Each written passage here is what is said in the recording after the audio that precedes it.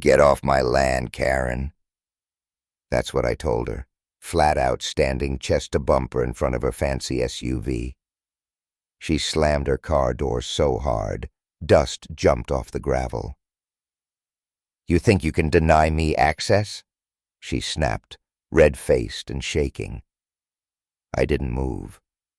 She didn't know, couldn't have known, that the 911 call she was about to make was going to land straight in the lap of my wife, the chief of police. And by the time Karen realized that, she'd already committed a felony on camera. "My name's Jacob Rivers. I own a 200-acre ranch just outside of a town called Rockdale Bluff, Texas. Been in my family 3 generations. I fix fences, raise cattle, and mind my business. I'm not in any HOA. Hell, I wouldn't touch one with a 10-foot cattle prod. But the subdivision that sprouted up just north of us, Cedar Hollow, they act like they own everything they can see. Especially since Karen Delaney moved in." Karen came out of nowhere. Mid-50s, platinum bob, drives a BMW and files HOA complaints like it's her full-time job. First time I met her, she introduced herself like she was royalty. Second time, she was already demanding things. It started with a letter, no return address.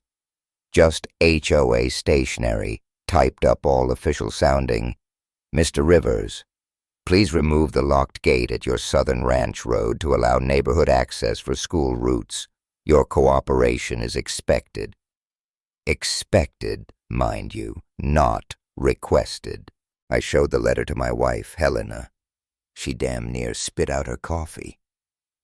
"They think they can demand access to a private road?" I laughed and mailed back a polite no, along with county records proving that road sits entirely on our deeded land. I figured that'd be the end of it. I was wrong.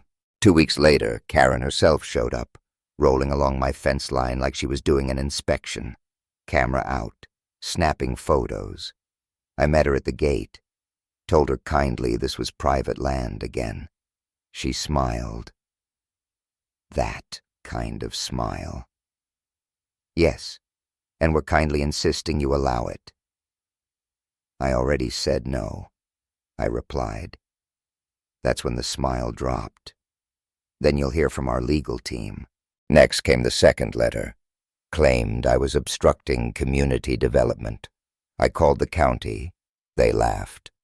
Told me there was no such development, and my property was fully outside their jurisdiction. That's when Karen started getting real weird. Sitting in her car at the ranch gate. Binoculars. Once I found broken branches near the fence, and trail cam footage confirmed it. She'd tried climbing over. That's when I put up new signs. "Private Ranch Road. Trespassers will be prosecuted." I even reinforced the gate. Thought I was being generous. Then one afternoon, I hear tires crunching. Karen again. She drives past the mailbox and right up to the gate, leans on her horn like she's summoning the help. I walked out, calm. Max, my dog, trotted at my side. Karen gets out, storms up, yells, "You can't keep me out! I have HOA rights!" I shook my head. "This is Texas, ma'am. HOA don't mean squat on my land." That's when she pulled out her phone and called 911, and she lied. Said I was threatening her. Said I blocked a public road. Said she felt unsafe. I stood there, arms crossed, watching her scream into that phone, and just smiled. Because I knew exactly who was gonna get that call. 10 minutes later, a black SUV rolled in, police insignia, and stepping out, cool as ever, sunglasses on and badge shining in the sun, was Helena, my wife, Chief Helena Rivers. Karen's face went from red to chalk white. Helena didn't say a word at first, just looked at me, then turned to Karen. "Is this the woman who's been harassing my husband?" Karen blinked. "Your husband?" Helena nodded. And you just made a false emergency call. On camera, on record, on our land. Karen started stammering. I didn't know. He was being aggressive. Helena cut her off. I watched the footage live. No one touched you. No one threatened you. You're trespassing. Again. Karen spun in circles like she was looking for an escape hatch. Wait, are you going to arrest me? You just committed a felony, ma'am, Helena said, cool as ice. I suggest you call a lawyer. Karen turned beet red, grabbed the citation Helena handed her, and tore off in her SUV so fast she nearly hit a cactus. I thought that would be the end. I really did. 2 mornings later, I found my mailbox smashed, spray-painted in blood red across the gravel drive. This isn't over. Helena walked out, saw it, and said nothing. Just turned around, went back inside, came back out 10 minutes later, in uniform. We're filing charges, she said, and this time it's going public. Footage showed Karen, 2:37 a.m., hoodie up, headlights off, baseball bat in hand. She didn't even wear gloves. Clear as day. Deputy came out, took the report, and later that afternoon, Karen fainted on her front lawn when they came with the warrant. Thought it was over again. But Karen wasn't done. 3 days later, she showed up with 2 more HOA board members. One had a clipboard, one had a camera.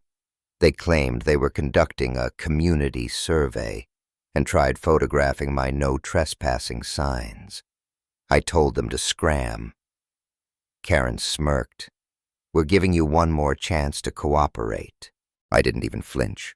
Or what? Next thing we know, they're filing some bogus zoning paperwork trying to redraw boundary lines. So Helen and I drove straight to the county clerk, pulled every document tied to Cedar Hollow, and that's when we found it. A 100-foot natural buffer zone between us and the HOA, meaning they had 0 rights to the road or anything near it. Even better, Karen's house, built half an inch over the legal line. She was the trespasser all along. Then came the real kicker. Karen showed up at night, alone, wrist in a brace, pale, hair a mess. I just want to talk, she said. Helena stepped out behind me, hand on her hip. You're trespassing again. Karen nodded. I messed up, but you need to know. They're coming for your land tomorrow. She went on. New HOA president Douglas Crane filed a community claim to try and seize access rights, illegally. But it wasn't just about land. Karen pulled out a folded paper and handed it to us. They're not after your road, she whispered. They're after what's under it. I didn't understand. Until Helena read the paper aloud. A proposed hydrozoning report. It showed an untouched aquifer beneath our land. Pure water, clean, worth millions. And they planned to bottle it, sell it, even build a resort if they could seize surface rights. Priority, secure Harper Ranch by any legal or extra-legal means. Helena's jaw clenched. We're taking this federal. Next morning, we walked into the USDA's Rural Division office with binders of evidence. Helena laid it all out. Zoning fraud, surveyor trespassing, attempted theft of water resources. The federal officer, a former rancher himself, looked through it and said, "This makes me sick."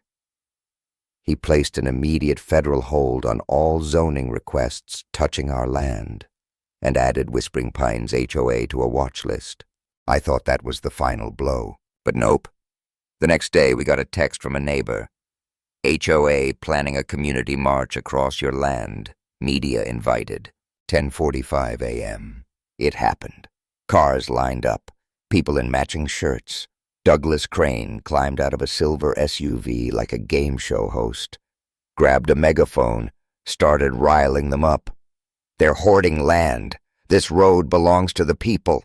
Helena stood tall at the gate, full uniform, stone-faced. You are trespassing on federal land. Step over that line, and you will be arrested. Someone shouted, "You can't arrest all of us." Then a rock flew, landed near Max. He barked like a siren. Helena called it in. 3 squad cars came rolling in from behind the barn, lights flashing. Deputies jumped out. Douglas froze. One deputy stepped up. "You're under arrest for organizing an unlawful assembly, trespassing and zoning interference." Douglas muttered, "You can't do this. I'm a community leader." The cuffs clicked shut. "You're also a defendant now." And just when I thought it was over, Karen showed up one last time, quiet, shaking. "I don't expect you to forgive me," she said, "but they were going to bleed your land dry. I had to make it right." Helena looked at her for a long second, then nodded. 2 days later, a county hearing slammed Cedar Hollow's HOA with an $850,000 fine. Douglas faced criminal charges. And our ranch? Protected permanently under a federal conservation order. No HOA, no zoning board. No developer could ever touch it again. The aquifer marked a national heritage resource. Untouchable. And as for that old wooden gate out front, we added a new sign. "This land is our legacy. You can't buy that. So tell me this. Who really owned the land? Us, or the ones who thought they could take it?"